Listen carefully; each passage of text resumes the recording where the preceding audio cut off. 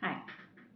अगर आपका IVF cycle चालू है तो एक इंस्ट्रक्शन आपको हमेशा दिया जाता है जब भी आपका कोई प्रोसीजर होने वाला है, जैसे कि एग रिट्रीवल हो या एम्ब्रियो ट्रांसफ़र हो या आपको ऑपरेशन थिएटर के साइड में या लैब के साइड में जाना हो, तो हमेशा आपको एक इंस्ट्रक्शन दिया ही जाता है। वो ये है कि आप परफ्यूम लगा के नहीं आना है, डिओड्रेंट लगा के नहीं आना है।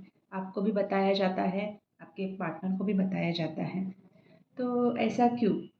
इस परफ्यूम का या डिओड्रेंट का आईवीएफ से क्या रिलेशन है? क्या आपको हमेशा ही परफ्यूम नहीं लगाना चाहिए या सिर्फ जब आप वहाँ पे जा रहे हो लैब में या ऑपरेशन थिएटर में जा रहे हो उस टाइम पे नहीं लगाना चाहिए? तो आइए जानते हैं इन्हीं सारे क्वेश्चंस के आंसर आज इस वीडियो में। लेकिन आपको इसके लिए ये वीडियो एंड तक देखना पड़ेगा। हाय, मेरा नाम डॉक्टर मंजुश्री कोठेकर है। मैं एक फर्टिलिटी और आईवीएफ स्पेशलिस्ट हूँ और मैं 8 फर्टिलिटी क्लिनिक्स यहाँ पे as a senior IVF consultant practice करती हूँ।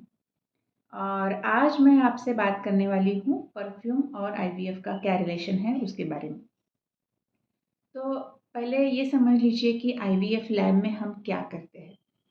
तो आपका जब प्रोसेस चालू होता है, सेकेंड डे से आप 10-12 दिन के लिए इंजेक्शंस लेते हो।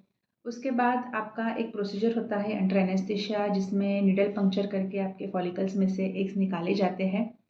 उन एग्स को आपके पार्टनर के स्पर्म के साथ फ्यूज़ किया जाता है आईवीएफ से या इक्सी से, और उससे जो एम्ब्रियो बनते हैं उनको कल्चर किया जाता है ताकि वो आगे बढ़े, और उसके बाद या तो उनको ट्रांसफ़र किया जाएगा या फ्रीज़ किया जाएगा। ये आईवीएफ लैब में होता है। तो नेचुरली जब आप प्रेग्नेंट होते हो तो ये प्रोसेस कैसा होता है?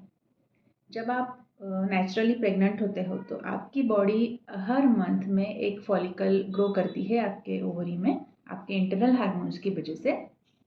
फिर वो फॉलिकल रप्चर होता है ओवुलेशन के टाइम पे। उसके अंदर का एग निकल के ट्यूब में चला जाता है और 24 आवर्स के लिए वो एग वहाँ पे लाइव रहेगा। और अगर स्पर्म वहाँ तक पहुँच पाया उन 24 आवर्स में तो दोनों एक हो जाएंगे, फ्यूज़ हो जाएंगे, उनका एम्ब्रियो बनेगा। वो एम्ब्रियो बढ़ेगा और उस एम्ब्रियो वो एम्ब्रियो बढ़ते बढ़ते मतलब कैसे बढ़ेगा? वो फर्स्ट एक सेल होगा, उसके बाद 24 आवर्स के बाद डिवाइड होकर 2 सेल, फिर 4 सेल, 8 सेल, ऐसे बढ़ता जाएगा, ब्लास्टोसिस्ट स्टेज तक पहुंच जाएगा।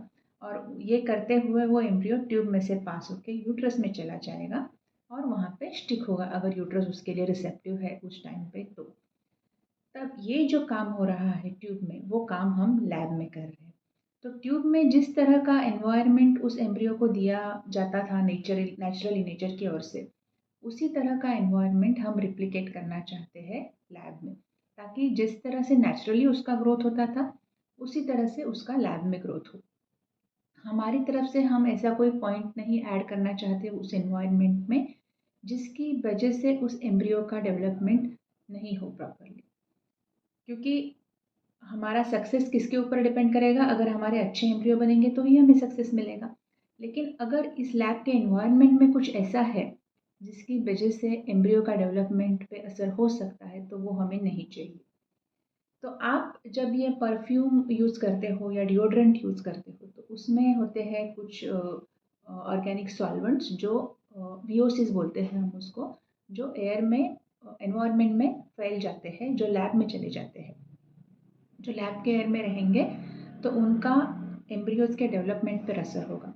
एम्ब्रियोज़ ब्लास्टोसिस्ट तक नहीं पहुंच पाएंगे, या उनका उनसे जो उनकी जेनेटिक मटेरियल पे असर होगा, जिसकी वजह से उनसे जो प्रेगनेंसी होगा, अगर हो गया तो वहाँ पे मिसकैरेज का चांस ज़्यादा रहेगा या एबनॉर्मलिटीज़ होने का चांस भी ज़्यादा रहेगा बेबी में। तो ये सब हम नहीं चाहते, इसीलिए आपको ये इंस्ट्रक्शन बार बार दिया जाता है कि परफ्यूम या डिओड्रेंट यूज़ करना नहीं है उस दिन जिस दिन आपका प्रोसीजर होने वाला है। आपके पार्टनर को भी, जो भी उस साइड में आने वाला है लैब के साइड में, उनको सबको बताया जाता है कि ये नहीं करना है। आप देखोगे तो वहाँ के जो स्टाफ है, डॉक्टर्स है, वो भी ये सब इंस्ट्रक्शंस फॉलो करते हैं। इनफैक्ट वहाँ पे कोई भी स्मेल प्रोड्यूसिंग चीज़ नहीं होती है। हैंड वॉश वगैरह जो क्लीनिंग सॉल्यूशंस है वो भी हमारे स्मेल फ्री होते हैं। तो आज के लिए इतना ही। अगर आपको इसके बारे में और कुछ डाउट है तो आप नीचे कमेंट्स में पूछ सकते हो, या कंसल्टेशन के लिए आना है तो हमारा क्लिनिक मुंबई में है, कुर्ला और चेंबूर एरिया में, और यूट्यूब से आने वाले पेशेंट्स को हमेशा फर्स्ट कंसल्टेशन फ्री रहेगा। Thank you.